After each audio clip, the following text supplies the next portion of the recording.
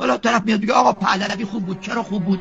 4 تا عکس و 4 تا فیلم من و تو به اینا نشون داده، دخترای خوشگل رو نشون میده و میشه پهلوی خوبه.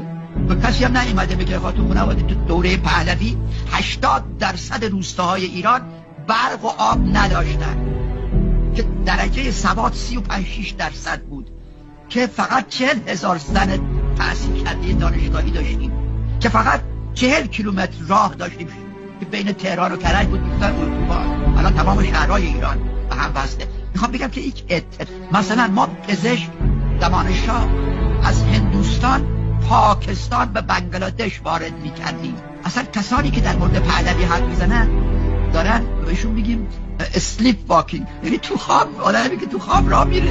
پهلوی چیکار کرد؟ دورات بهداشت رو نگاه کن، آموزش رو نگاه کن، راه و ساختمون رو نگاه کن، برو.